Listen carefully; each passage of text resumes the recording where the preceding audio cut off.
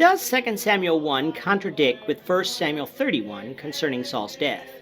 This is the question that we seek to answer today as we begin our verse-by-verse study of the book of 2 Samuel on Walking Through the Bible.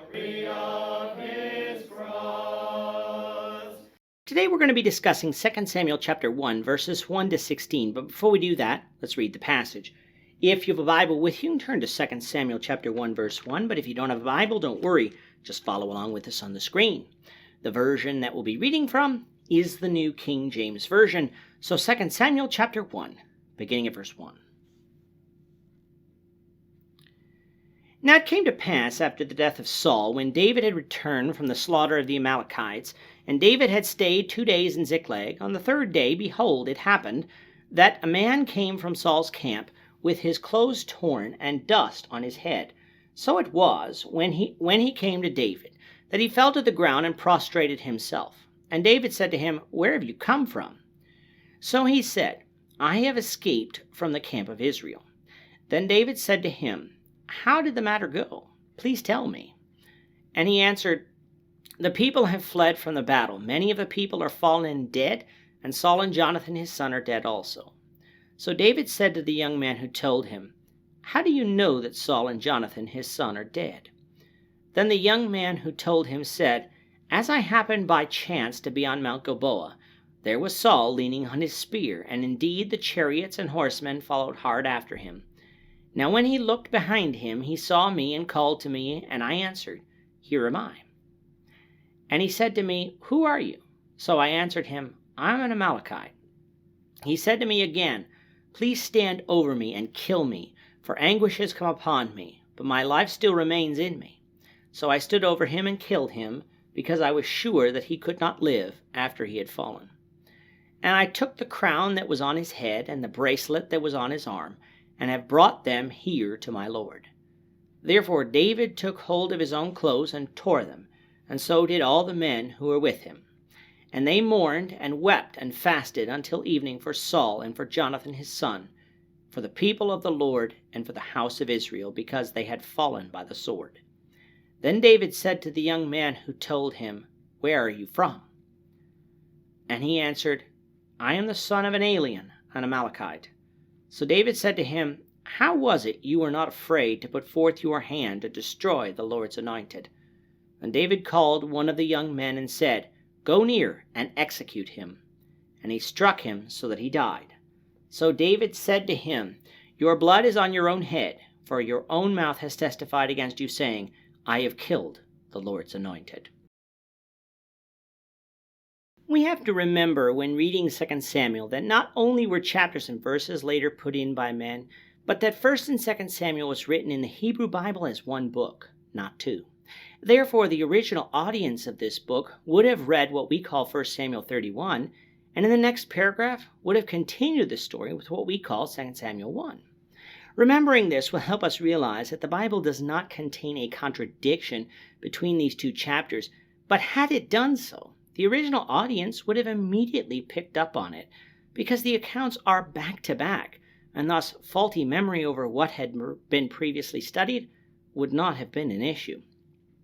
Recall from 1 Samuel 30 that while the battle with the Philistines was going on, David was fighting the Amalekites, who had burned down Ziklag and taken their wives and children as prisoners, including David's 2 wives, Abigail and Ahinoam.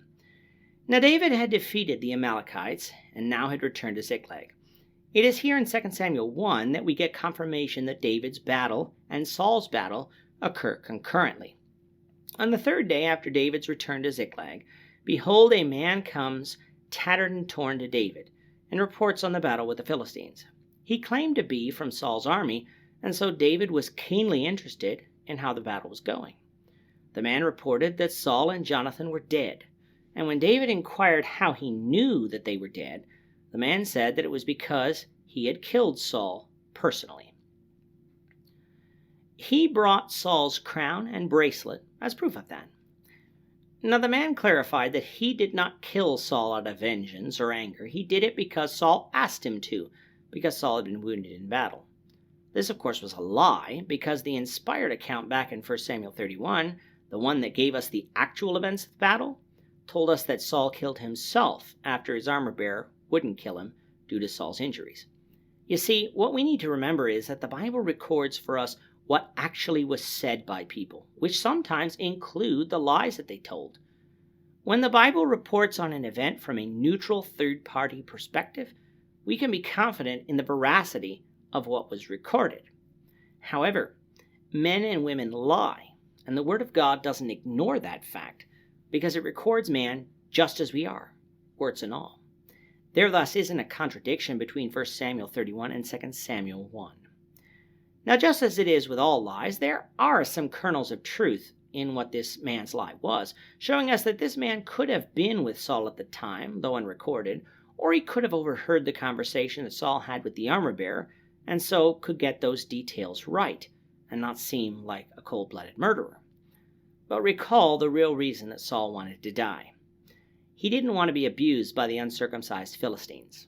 This man was an Amalekite, an enemy of Saul and the people of Israel. Why would Saul turn to him with this request for death, seeing as how this man could have taken Saul as a trophy, just as Saul had taken King Agag as one back in 1 Samuel 15?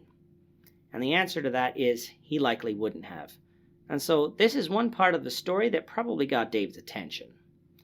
Now, why would the man lie?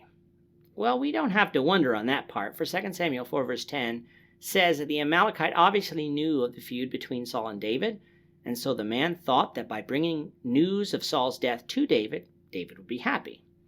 And if he reported that he had killed David's enemy, then perhaps he would be rewarded. The problem with this man's thinking is that he didn't know that David had the opportunity to kill Saul on 2 occasions, and didn't because he would not lift up a hand against the Lord's anointed, no matter what that anointed person did or wanted to do to him. That's how much respect David had for God and those whom he chose to rule. The Amalekite claimed to be from Saul's army, so he couldn't claim that he killed Saul as a result of war with the enemy. What he was claiming that he did then was to intentionally kill the Lord's anointed. And for that, David sentenced the man to death, an act that was carried out immediately. Now, why would David have had the right to execute the man? Because David was now king of Israel, having been anointed by God through Samuel in 1 Samuel 16. The man confessed to the crime, so no other witnesses were needed. The man was guilty in David's eyes, and so the man died because he intentionally shed man's blood.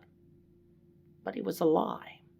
Yes, but David didn't know that, and he had no reason to suspect the man of lying. And even if he did suspect it, the man was glorying in claiming to kill the anointed of God for personal gain, which in and of itself would be a sin worthy of punishment, the punishment received. The ordeal with Korah, who spoke against Moses in the book of Numbers, would illustrate this point. This man lied to David because he thought it would get him ahead. The man was wrong and paid for it with his life. With the death of Saul, David is now king, though not crowned as such over all Israel yet. That will still be a little bit in the future. We'll find out how David reacts to Saul's death, though, the Lord willing, in the next lesson. With that, our time is up for today. The Lord willing, we hope you'll join us for tomorrow's discussion of 2 Samuel chapter 1, verses 17 to 27, as we continue our walk through the Bible, one verse at a time. Thank you for watching today's episode. We hope that you found it edifying and ask that you not only subscribe to our channel and podcast, but that you like and share this episode among your friends, so that the saving gospel of Jesus Christ can go out to the whole world.